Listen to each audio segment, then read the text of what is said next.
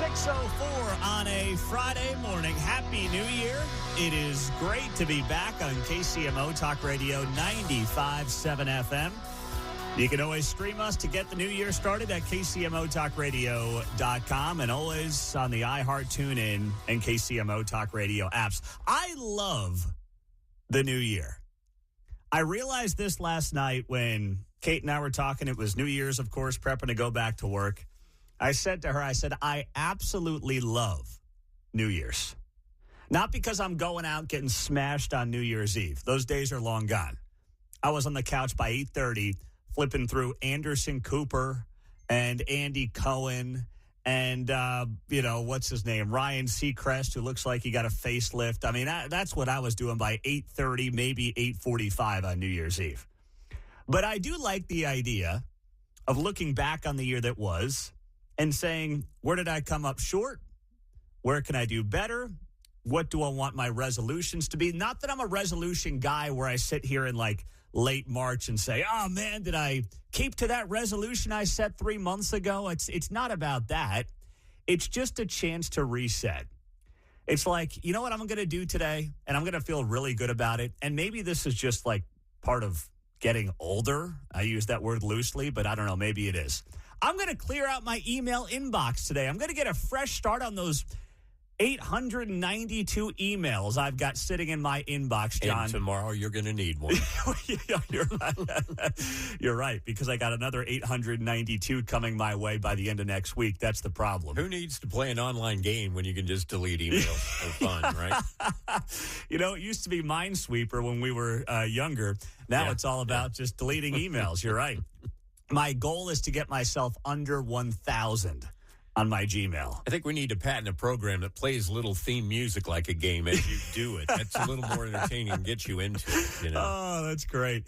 I used to love video games growing up. I don't really play them anymore because now I just have my email inbox to go through. It's like, boom, got that one. Dang, got that one. Nailed that one. I showed that one who's boss, right? That's what I do.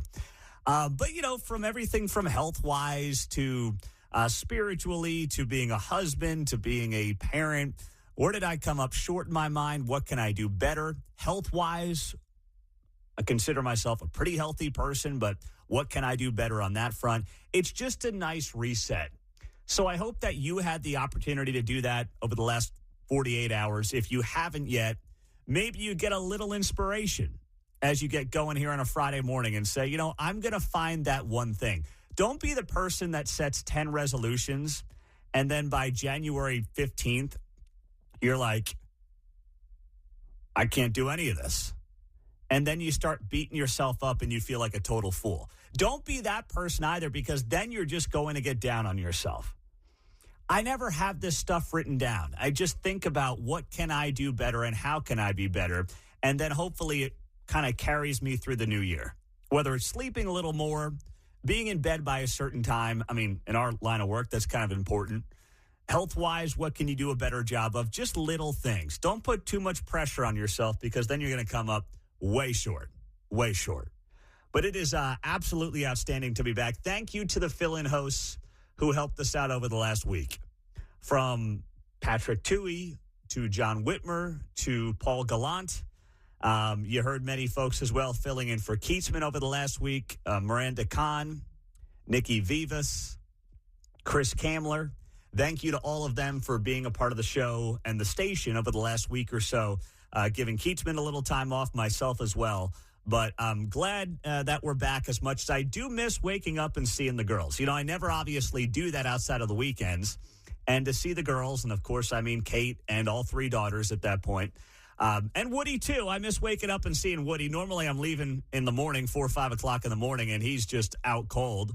So he's been good to see in the morning. He's excited to see a little testosterone walking around the house after about 5 a.m. So I am going to miss some of that. No doubt about it. We had a great few days as a family, lay low, kick back, and have a good time. And I hope you got some of that as well over the last few days. And if not, if you're someone who works over the holidays, and that used to be me, to be very clear. Early in my career doing this, I was the guy who worked the overnight shift on Christmas night. I would do double shifts on New Year's. I mean, I did all of that for a pretty long time. And I know that some of you are probably in that phase of life right now, and that's okay. It's okay. I mean, I would do overnight shows 2 to 6 a.m. on the CBS Sports Radio Network. It's now a defunct sports radio network. And I knew I was talking to nobody outside of a couple of drunk guys. And that was fine because there was a purpose to all of it, and it was a chapter in life that I would never give up. So if that's the phase of life that you may be in, doing overnight shifts, Christmas, whatever it might be, just know that too will pass. And there's a reason you're in that phase as well. It's going to be all right. I promise you that. Now, I am glad, though, that the fill-in hosts had a lot to talk about while we were gone. I mean, they got this Chiefs deal handed to them on a silver platter. Mm-hmm. I mean, normally, it's tough. You fill in between Christmas and New Year's, and it's like, what are we going to talk about? What's your New Year's resolution? What are your plans? It's like a lot of that stuff. Not in this town. Not over the last week. I mean, I had a couple of fill-in hosts reach out and say, well, what do you suggest? I mean, you got the Chiefs story. And they would say, well, hasn't that story been beaten to death? Yeah, but no one's heard your take on it. Right. That's what I remember. Sean Hannity told that story once about Rush Limbaugh. He was talking to Rush Limbaugh, and he was like, Rush, it's tough. I'm coming on the radio after you. I mean, you do such an amazing job. And Rush said to Hannity, he said, but people haven't heard your take on the story of the day. And for Sean, that was, according to himself and the stories I've heard him tell about it, a big moment that gave him confidence to say, okay, yes, that's right. People want to hear me talk about the topic of the day, not just Rush, and my take might be a little different. And that's what I told all the fill-in hosts, John. Yeah, great thing. And this topic is, as they say in some parts of the town, a bloomin' onion, because there are so many layers you could peel back. Were Missouri voters defeated in some manner? Did the team pull one over on Kehoe? No. There's all these takes about where it will be in Kansas, when it will be in Kansas, what will be in Kansas, what's not going to be in Missouri, et cetera. So many layers. That is so true. And, I didn't post a lot on social media over the last few days. I mostly took off. But I was going hard on my Facebook page before Christmas, just continuing the conversation on this Chiefs and Royals stuff and where this was all going on the Kansas side of the state line. And, I mean, it got more traction than anything I've ever posted about. It was wild. People are claiming I'm just a crybaby Missourian. Well, first off, I don't live in Missouri, okay? I hate the deal because it's bad for the taxpayer. Some people were telling me over the last few days on social media, just give it up, stop talking about it. Really? I mean, any other time over the last 8 years that I've talked about the taxpayer getting screwed in Kansas City, in Missouri, in Jackson County, in Kansas, no one ever told me to stop talking about it. But for whatever reason, with sports, with the Chiefs, nobody wants to actually dig into the details because the details in this case are very ugly. And the story's going to continue to unfold. That's the other thing that, I think needs to be noted here. There's a lot that we still don't know. So I'm not going to sit here today and do a lot of it because there's not a lot that's happened since last week. You know where I stand on it in the fact that I think it's a terrible deal for the taxpayers in Kansas. And I think everybody involved, Democrats and Republicans who approved this, should be embarrassed by this deal. The lasting image of 2025 in this region is your politicians in Kansas who are supposed to be standing up for you, who are supposed to have your back, giving a round of applause to a billionaire sports franchise that just basically took money out of the taxpayers' coffers. They're literally applauding the Chiefs for taking their taxpayer money. I mean, it just one of those things that just makes you want to throw up in your mouth and made me throw up in my mouth. It was just a disturbing scene all around. And to be clear, I never blamed Clark Hunt for any of this. He made an ask, and the politicians that are supposed to look out for you said, sure, take it. We'll give away the farm. That's where your frustration should be. Did he make an ask, or did they just offer the farm? Well, right. I think they offered the farm. And then the asks came in, too. And they said, can we take that farm, too? And can we take all the cows? Oh, hey, what's that over there? Exactly. So that's probably the better analogy to your point, John. But I don't sit here with any frustration with Clark Hunt. I mean, he's probably sitting there saying, these guys want to give us what? They want to do what for us? But that's how this thing is trending, man. It is going to be a fascinating 2026. And it's great to be back on a Friday. Thanks for joining us on KCMO Talk Radio. 913-408-7957 is the studio line and the text line. Coming up, I'm going to give you the top 5 national stories to watch as we get set for 2026. And I will do that next. Welcome back on a Friday morning, January 2nd. Good to be here. I'm Pete Mundo on 95.7 FM, KCMO. 6:19, good morning. Welcome back on a Friday. Happy New Year. If you're just getting it started with us here on KCMO Talk Radio, 95.7 FM. I was thinking back on 2025, and we were hanging out with some neighbors on New Year's Eve, and, you know, the girls got to play with the other girls, and it was a great time. And someone said to me at the party, they said, boy, 2026 is shaping up to be a big year in your world. And I'm like, I don't know. 2025 was pretty wild, right? And it's like, Jane, stop this crazy thing. You know, the Jetsons were on that. You're right. I can't even think of the word of it. The treadmill. There we go. Sorry. You know what? It's okay, John. It's a holiday for a lot of people, okay? And I'll tell you what, too. I listened a lot while I was on vacation. I would wake up still at about 6 o'clock. Right. Just because I didn't want to be sleeping in for a week till 7 or whatever. I mean, the kids are up by 7 anyway. But I didn't want to sleep in, using my air quotes, and then just totally have to, like, shock my body when I come back here. Yeah. So I was up by 5:30 or 6 most days. Mechanism, yes, right? exactly. Power goes out someday. You wake up and you're like, hey.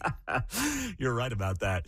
So I would get up. I'd usually go to the gym. I'd listen to the fill-in host who was in. And I got to give you credit, John. I mean, I don't want to say you were carrying the load, but you know what? You continued to play a great role with the fill-in guys. Participate, yeah. Help them out more, exactly. Where possible. And I can tell you, as someone who's been on that side of the aisle, in this business, doing the fill-in shows all over the country, it's good to have the safety blanket like a John Anthony. Listen, it's the golden rule for me. There's a main reason I'm not the guy, and there is someone else here. I got not much to say. You know, when I can't think of the word treadmill, it's going to be a really bad show. So, no, to your point, I can relate and understand what they're going through, and so I can feel when it's my time to help out, maybe. Exactly. Well, I listened a lot, and you played that role, as always, perfectly. And Mark was here, and Garner's in this morning. Mark's got the day off, so thank you to Garner as well for chipping in over the last week or so. And Garner's got a lot on his plate, working with our sister stations in Topeka, doing a great job there, and burning the midnight oil on both ends, coming down from St. Joe. So well done. Thank you. Well done, well done, well done. I want to give you the top 5 stories that I'm watching on the national landscape for 2026. And I'll count them down from 5 to 1 and just look at this and say, these are the top 5 stories I'm looking at going into the new year. And at number 5, I'm looking at the AI, artificial intelligence trends, and how they will matter to average Americans. This stuff is not going away. It is going to change the way we function as a country, as a world, and as a society. All of that is going to change due to artificial intelligence. It already is. I mean, I'm using more of it today than I was using a month ago, than I was using 3 months ago, and certainly more than I was using a year ago. A year ago, all this stuff was still fairly foreign to me. 1 year later, it's not quite up there with my email usage, but it's a big part of what I do, and sometimes preparation for this show and how to make the show and what we're doing technically and everything else better. And I'm telling you, it's going to be even more a part of our day-to-day lives in 1 year. What does it mean when it comes to the economy, reshaping jobs, privacy debates as well, going into 2026? Are people going to want to put strings attached to AI, try to protect us when it comes to privacy and things of that nature, in maybe a way that we didn't realize going back 15 years when social media became a part of our daily lives? I don't have the answer. I just know that that conversation is coming in 2026 because of how we've seen the explosion of AI become a part of everyday Americans' lives over the last 12 months, and then how the economy gets reshaped. I'm less fearful of the economy being reshaped by AI than a lot of people are, because we've seen this since the beginning of time. we see advancements and people say, oh, my gosh, look at all the job losses coming. And then it's like, it's going to be okay because new jobs come out of that. Mm-hmm. So that's what I think is ultimately going to happen. But I do think this conversation is going to be a big part of where the new year takes us. At number 4, healthcare costs and a potential looming government shutdown. We are now in the new year. We know those Obamacare subsidies are gone. We also know that we could be looking at a shutdown coming up here in about 4 weeks, which is crazy because it feels like we just got off of the longest shutdown in government history. But it's not going to end, I don't think, all that well. You still have Republicans looking for answers on the issue of health care. You have Democrats in a midterm year wanting to put the screws to Republicans on this issue, and that may be coming sooner rather than later. At number 3 on my list for top stories of 2025 nationally, America 250, baby. Let's go. Woo! That's right. We are celebrating the 250th birthday of the United States of America. We are expecting a big year from President Trump on that front. You know that he's all in. I mean, you think you're sick of Lee Greenwood right now. You just wait, man. You ain't seen nothing yet. All right? He's just getting warmed up for what's going to be a big year, John. You can't wait. And I think Lee's pushing. Is he 80 years old yet? He's got to be 80. He's 83. Man, I hope those pipes are clear because he's going to be a busy guy this year. Got to have the anniversary edition for the nation this year, right? Yeah, that's have right. Another rendition. Oh, that's so true. But it's going to be a big year to celebrate the 250th birthday of the United States of America, and there will be plenty of pomp and circumstance that goes along with that. At number 2 on my list, I've got the economy, and that is inflation. Does it continue to cool down? Do we bring prices down as much as possible?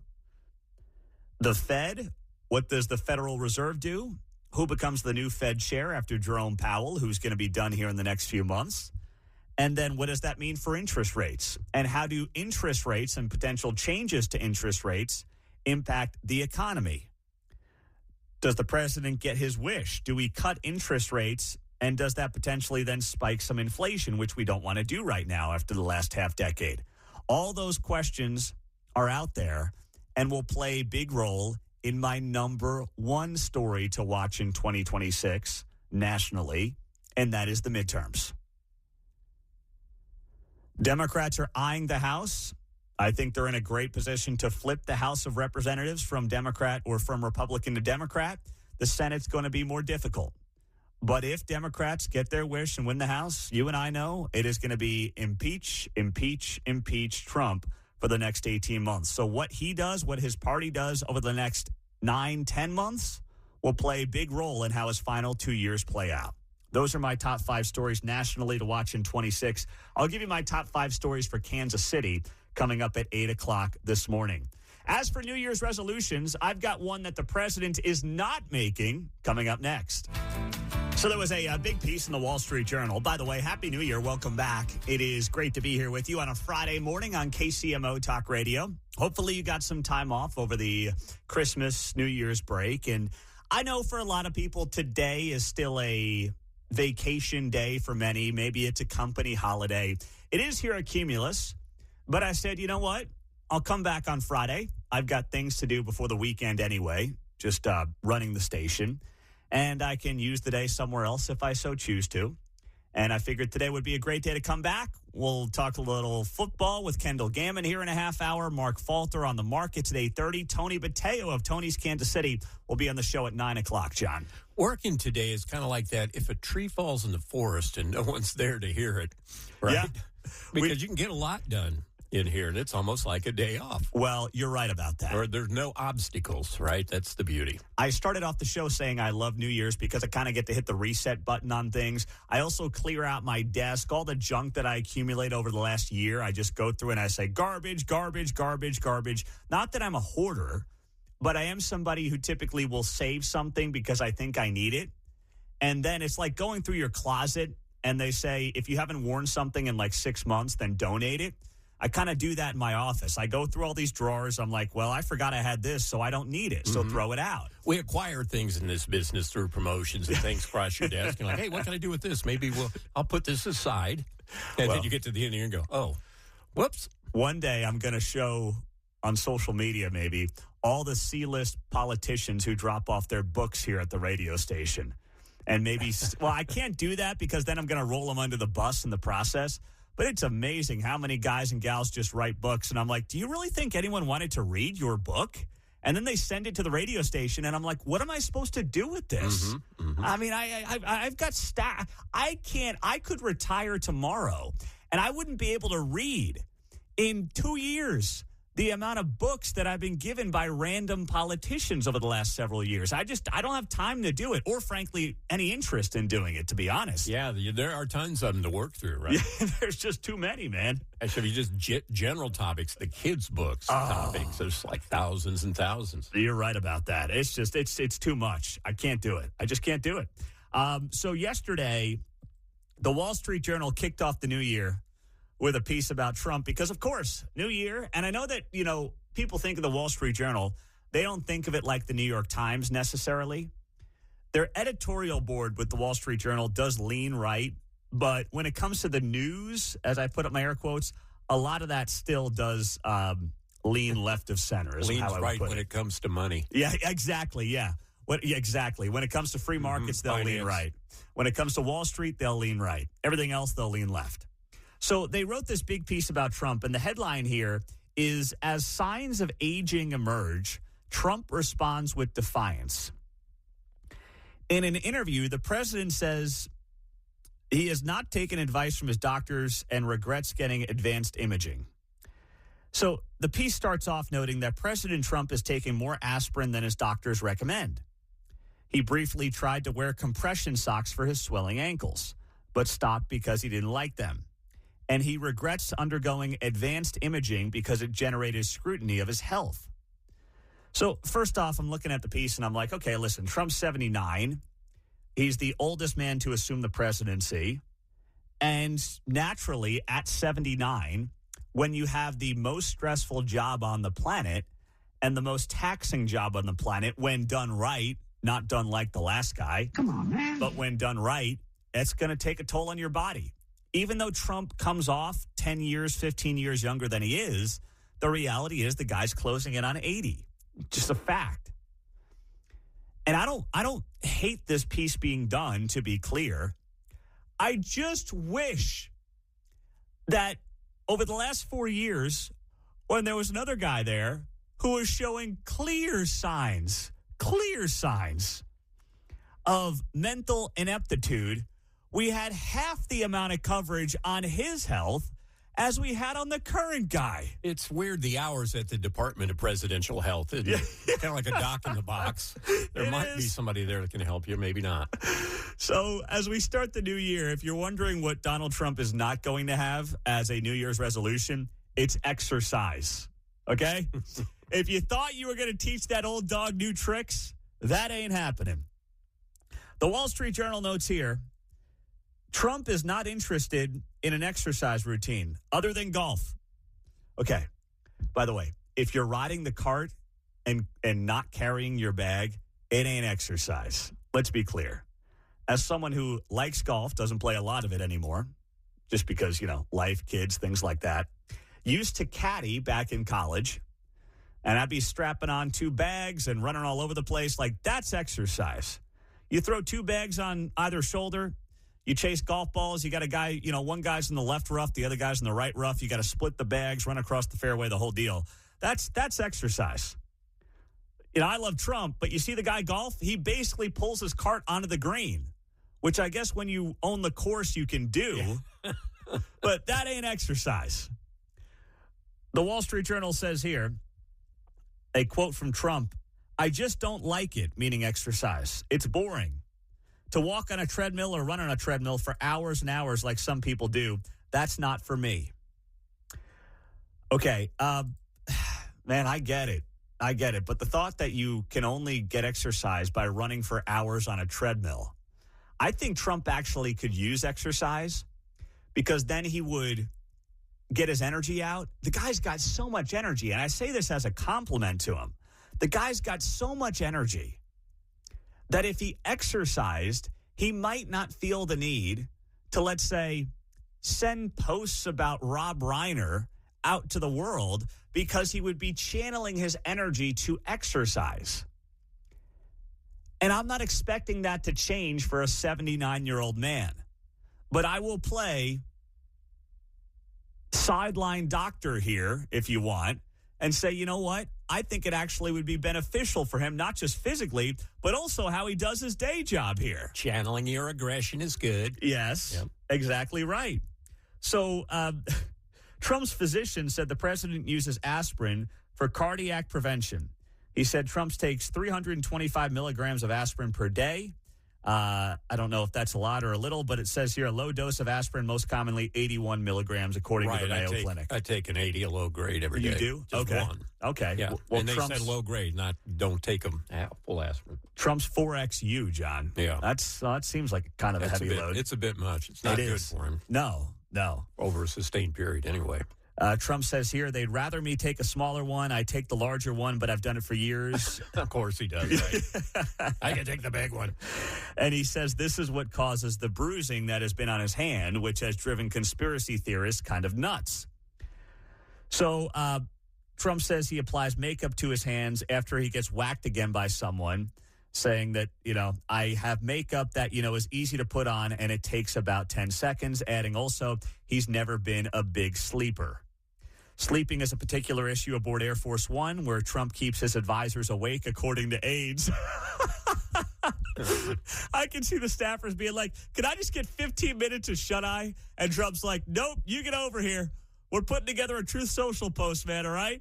Oh, thing on the former queen on YouTube. She went to bed like at 11, and none of her servants could go to bed before she did. Oh, is that right? Yeah. Oh, man. 11 p. Well, if that's the case, Trump sleeps like 1 a.m. to 4 a.m., it seems like. I don't know how he does it.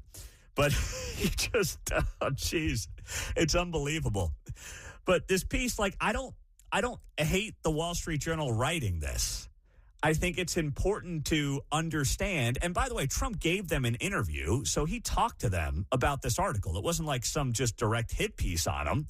He gave them the interview on his own health and what he's doing and what his status is, which, by the way, is also more than Biden ever did.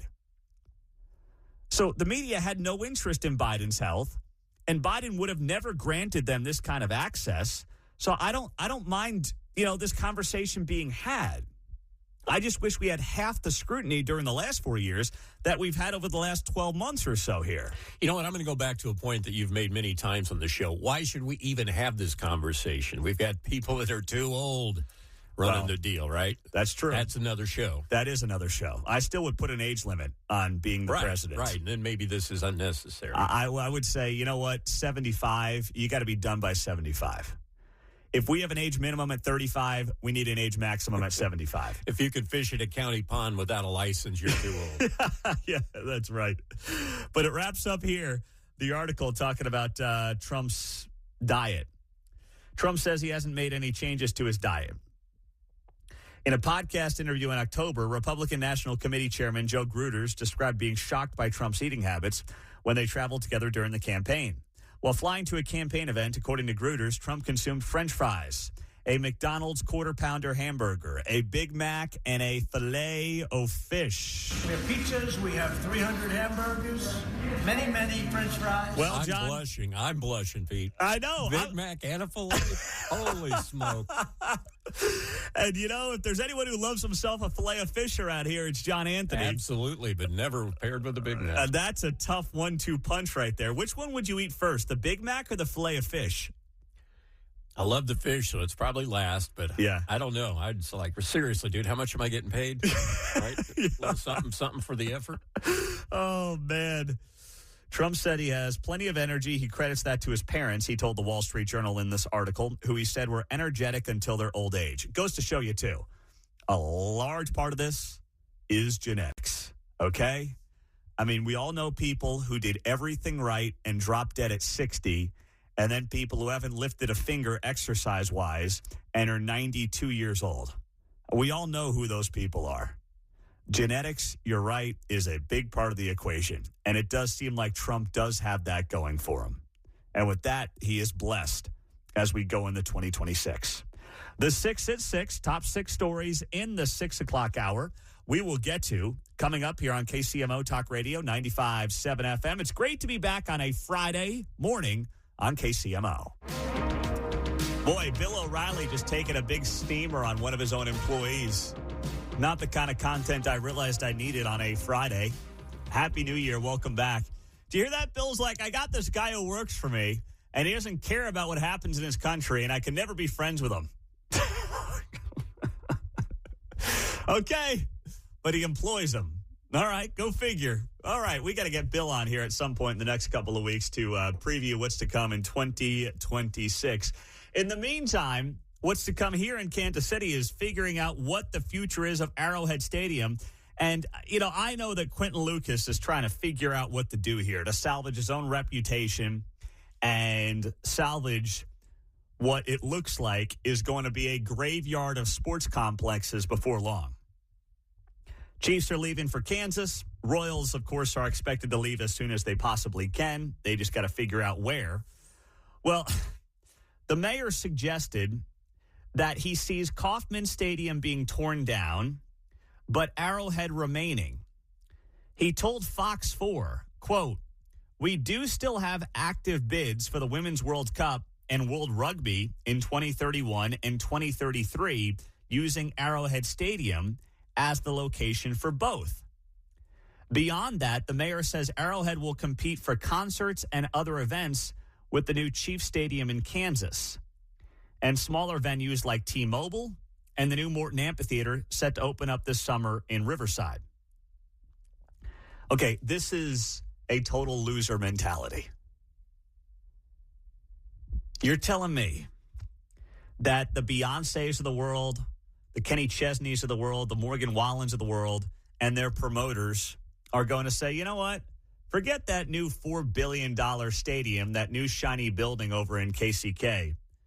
We're going to be outdoors at Arrowhead because, well, it's kind of historic or something.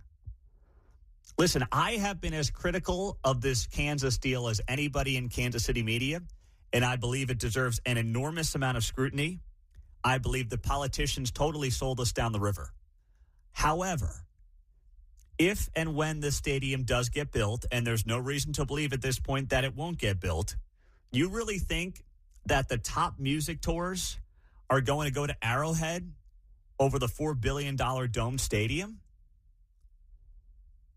You have to be smoking some good stuff on the Missouri side of the state line if you think that you have any opportunity to draw in big acts. I mean, there's only a handful of people on the planet that can sell out 80,000-seat stadiums, right? We know that. I mean, there's only a certain amount of artists that can actually do stadium shows. Who is possibly, I mean, I don't know. Maybe Kenny Chesney has some tie-in to Arrowhead where he's like, I'm going to Arrowhead. I don't need. He lost a watch there 2 summers ago, still looking for him, so he'll be back. Yeah. Plus, he's got a mailbox at 1 Arrowhead Drive. He's been here every year. You're right. No, but you're right, to your point. He's not just going to come because I always go there. Yeah. It's my favorite place, like a restaurant. No, you want to go to the new place. Exactly. That's how it goes. The promoters will push the new spot. Of course, the Chiefs will push the new spot. You're not going to beat anybody out for concerts. Come on now, Mayor Q. That's not going to happen. The mayor telling Fox 4, quote, "We will have conversations very soon with folks that can work with us on what to do for entertainment purposes in that area." The best thing you can do for entertainment purposes in the area is put a Buc-ee's there. The problem is there's already a Buc-ee's going in down the street. So what are you going to do then?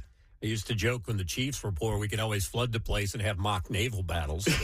That's not you might as well tear down the stadiums, leave the parking lot, let the sideshow kids have at it. There you go. Got a Buc-ee's across the way. Do the sideshows. Yeah. Plenty of room out there. Seriously, a skate park on, I don't know, something. But that's the only entertainment that's going to be happening out there. And none of this brings me any joy, by the way. Right. You know how I feel about this. I am in no way happy with how this has gone down and what our politicians did to us on the Kansas side of the state line at all. But I'm also not going to deny what is likely to happen and how the business community and the sports community and the entertainment community is going to react to having a defunct Arrowhead on one side of the state line and the brand new shiny object likely on the other side of state line. We'll get a case study with the outdoor venues this summer, I believe. Well, you're right about that. You know? World Cup coming in hot. I'm guessing Missouri fans don't really want to talk about football based on how that bowl game went for them. Rather talk about football than basketball. Well, touche on that. But I did binge, not on food, not on alcohol over the last week. I did binge on college football because there's certainly a lot of it to watch. And, you know, there's this narrative out there that the bowl games and bowl season is meaningless. And sometimes I fall for it. Like, leading up to the last week, I was like, oh, man, these games don't matter. Nobody cares. It's all about the playoff. Everyone's opting out. And then I sit there and I watch the games. And you see the kids who are playing care and be passionate and cry after a win like the TCU quarterback did after they won the Alamo Bowl on Tuesday night over USC in a walk-off overtime win. And I'm like, no, these kids, they do care. These young men, I hate calling them kids. These young men do care. They are motivated. And for a lot of these guys, this is it. This is the apex of their playing career. Most of them are not going to the NFL. We'll never hear of them or from them again. And this is their lasting memory. This is the thing that then when they're on the front porch, when they're 75 years old, telling stories to the grandkids, they'll be talking about this game in this moment. And I love that. And I know that a lot of the top guys don't play anymore in the games unless it's a playoff game. But it's still college football, and I'm still loving every second of it. So I watched a lot, and of course you had the playoff over the last couple of days play out.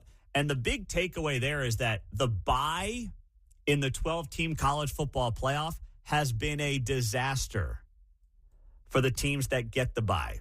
So if you don't watch college football, you've had year 2 now of this 12-team playoff.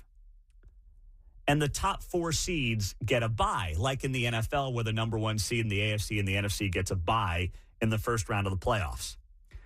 Well, those 4 teams, so 8 total teams in 2 years who have received byes, are now 1-7 in their games.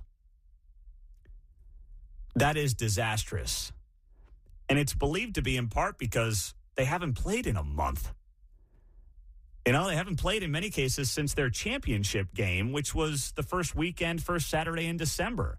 So you've got 18 to 22-year-old young men hanging out for 4 weeks, taking that foot off the gas pedal. Mm-hmm. What do you think's going to happen when the other teams have played a game? They've got a tune-up under their belts. They're fresh. And you've been sitting on the couch. I know you're practicing, but for most part, you've been sitting on the couch for the better part of, a month now, John, and it's clearly not paying off for them. Momentum is a big part of sports. Win the right games at the right time. You look at Lee Summit here in the high school thing. I think they lost their first 4 games and win the state championship. Mm-hmm. So getting on a roll is a real thing. And it's not like you're off for a week like in the NFL, like you said. No, you're off for a month. Getting a week off, that's great. Getting a month off, that's way too long. So you saw this even last night in the Sugar Bowl, which was a college football playoff quarterfinal. Ole Miss ends up with a 39-34 win over Georgia. Georgia had the bye as the 3 seed. The only team that's won in 2 years with a top 4 seed getting a bye is Indiana. The Indiana Hoosiers, they just handed it to Alabama. Oh, my goodness, 38-3. They smoked them yesterday. Like oh, my gosh, that was fantastic to watch. I could watch Alabama get beat all day, every day. Holy smokes. That is right up there with the greatest things that you'll watch if you're a sports fan. That is the number 1 program. Number 2 is Georgia defeats. Yes. I'll take Georgia and Alabama losses all day and twice on Sunday and just enjoy every second of it. But this quarterback for Indiana, he's getting a lot of attention, not just because of how good he is. He's expected to be one of the top picks in the NFL draft. He transferred from Cal. He's in his first year at Indiana. They're the number 1 team in the country. He threw 3 touchdowns yesterday, and he almost feels like he is AI generated because he's like too good to be true. Okay? Listen to this guy. He's 22 years old after the game talking to ESPN in the Rose Bowl after they advanced to the college football playoff semifinals. To make more history this season, why? What is so special about you in this group? Well, first of all, my team and I want to give all the glory to God. What a historic venue, the Rose Bowl, one of the best venues in all of sports. It's just a great conglomerate of individuals coming together and really forming complementary football. Coach Sig has hit on us, no complacency. And especially when you have a bye, it's tough to get in the rhythm of football. But once we got our feet on the ground, we knew that we're going to stick together and come out with this W. It took you a second. The opening series, you get sacked twice. You have to punt. I just saw Alabama defensive linemen coming over and hyping you up about how good you were today. How did you figure it out quickly? Yeah, first of all, Alabama's super classy program, one of the most prestigious programs in the SEC. Shout out to them. They did a fantastic job. However, it's us coming together. And, like I said, the month off, it's kind of like, hey, we got to get our feet wet. Once we get our feet wet, once we get the ball rolling, we're able to hit it in stride and able to put plays together, put, first downs together, and then put points on the board. You can't teach that. You can't. You're 22. You're talking extemporaneously after the biggest game of your life, and you succinctly put together comments and statements like that. You weave in your spirituality. You talk about your opponent. You rave about them. You hype up your guys. It's not me, me, me. That right there, listen, I'm not an NFL scout, but I love that guy. Fernando Mendoza, the quarterback of the Indiana Hoosiers, after they beat Alabama 38-3 yesterday. Give me more of that guy. I don't know what his arm strength is. I don't know what his 40 time is. I don't know any of that. But I would take that guy to lead my guys in the battle every single day. And that may be the future quarterback, by the way, of the Las Vegas Raiders. If they get the number 1 pick and they end up drafting a quarterback, and they think this guy Mendoza out of Indiana is the dude, well, he might be in the AFC West. The Chiefs might see this guy a couple of times a year. So if you're a casual Chiefs fan, this may be someone that you want to learn more about because he's got all the goods on the field and also off the field. And you just can't understate how difficult that is as a young man, because you hear these college football players all the time, we played a good game. They give you nothing. This guy gave you magic. It was like it was generated by ChatGPT. ChatGPT couldn't write post-case comments like that. Go. It's fantastic. They're feeding that into all the AI things right now. Yeah. How to do it.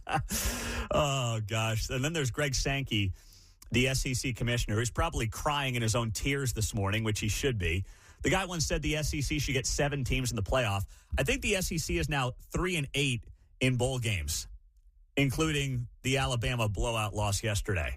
So put that in your pipe and smoke it, Greg Sankey. The SEC is not all it's hyped up to be. I'll just leave it at that. Coming up, the top 5 stories to watch in Kansas City in 2026. I will give you that rundown next.